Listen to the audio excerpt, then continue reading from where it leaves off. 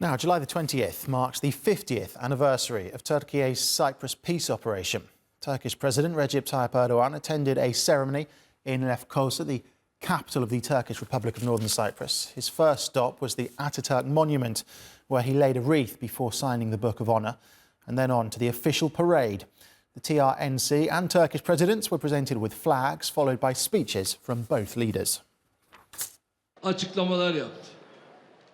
Recently, unfortunately, the Greek defence minister made unreasonable statements. Irresponsible steps are being taken that risks threatening the security of the island in the face of conflict in the region. Ignoring the realities of the island will get you nowhere. We believe that the federal solution is not possible here. It is not helpful for anyone to say, let's continue negotiations from where we left off in Switzerland years ago. We are ready to negotiate for a lasting peace. We will not leave any hand extended towards a solution in the air.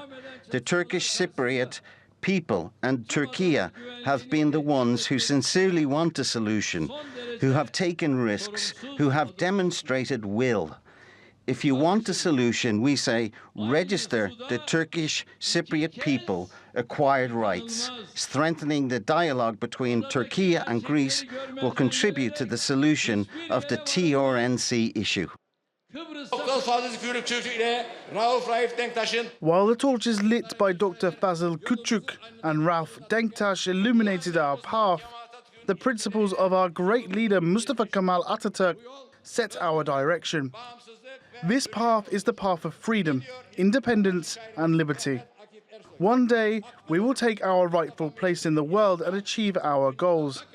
The Turkish side has always shown a sincere, positive and constructive attitude towards settlement proposals. Our aim is to reach a fair, lasting and sustainable agreement that will benefit Cyprus and the region. However, the dominant, imposing attitude of the unchanging Greek Cypriots has led to the failure of all negotiations. Well, our diplomatic correspondent Andrew Hopkins is in Lefkosa and joins us now. Andrew, really good to talk to you. Good to see you there. Just talk us through then what we've seen this morning where you are and what we've heard in those speeches. Yeah, as you mentioned, we've had a wreath-laying ceremony at the Ataturk monument here, which you can probably see a little bit of just behind me, here in Lefkosa, the capital of the Turkish Republic of Northern Cyprus. But then after that, the Turkish president and the Turkish Cypriot president went to quite a large parade involving students, members of the military, and such like, which has taken place also in this city. There was also a sort of a presentation in which some students brought some flags from the beach where the Turkish troops landed first of all in 1974 and brought these flags and presented them to the two presidents. Also a letter read out from the president of Azerbaijan, one of the close allies of these two presidents at the moment. And later on today there's also going to be a major naval parade off the northern coast. But there are a couple of speeches there. You played a couple of sound bites from those speeches by the Turkish president and the Turkish Cypriot president. Basically, very familiar themes in both of what they said. Things like how the Turkish side, the Turkish Cypriot side, had sort of made a lot of concessions in recent years, tried to make the extra leap to bring about some kind of compromise, some kind of solution on the island, but they hadn't worked. They've mentioned things like the Annan plan in 2004, which was put to a referendum on both sides, which the Turkish Cypriots approved and the Greek Cypriots didn't.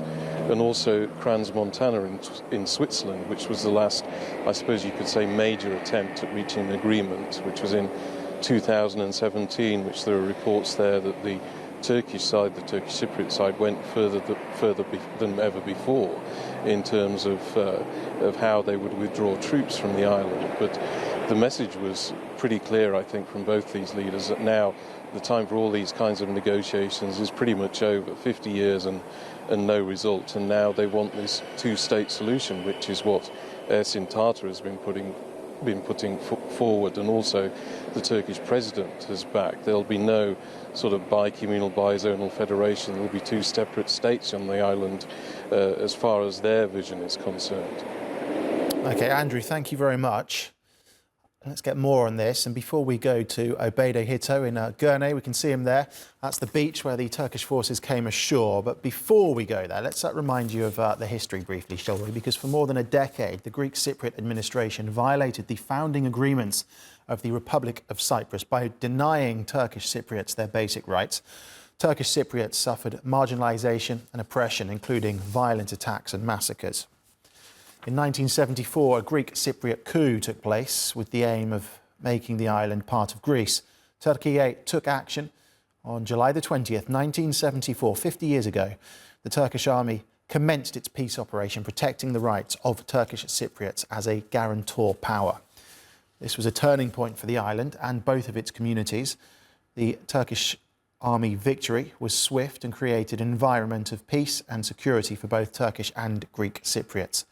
The peace operation led to negotiations between the parties with the aim of finding a solution for the island's future.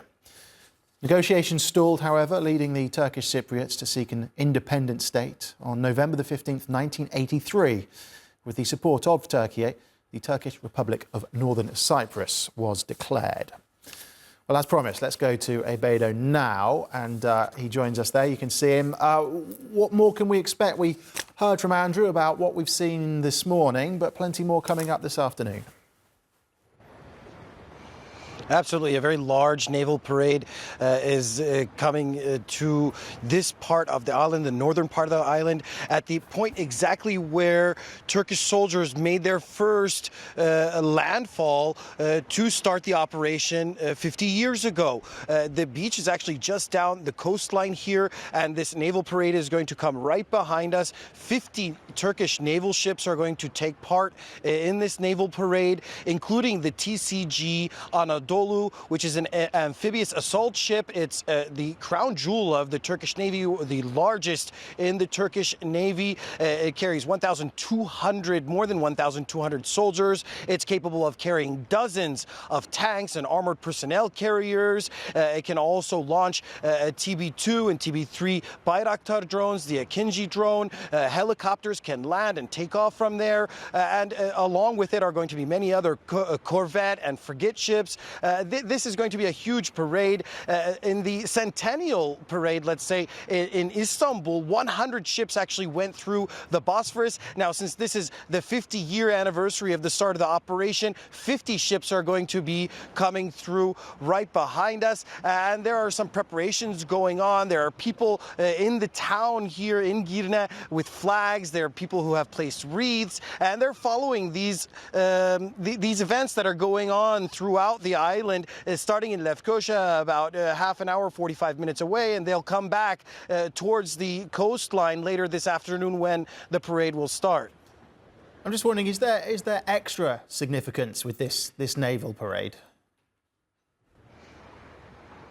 Absolutely. This naval parade is carrying a huge amount of symbolism for Türkiye and for the people here in TRNC. We heard very clearly today from both President Erdogan and President Ersin Tatar that a two-state solution is the only solution. It seems like, as Andrew explained, returning to the negotiation table to find a way to have some kind of joint government here is not possible anymore. With Ersin Tatar taking the presidency here in the island, he's got the backing of the president. He also thanked very specifically the Turkish Foreign Minister Hakan Fidan, who has played a very critical role in trying to reach out to countries to also recognize TRNC as an independent state, especially through the Organization of Turkic States. And then there's a military aspect to this. The show of force that we are going to see today is going to be magnanimous. It's going to be very pompous. There are going to be fighter jets involved,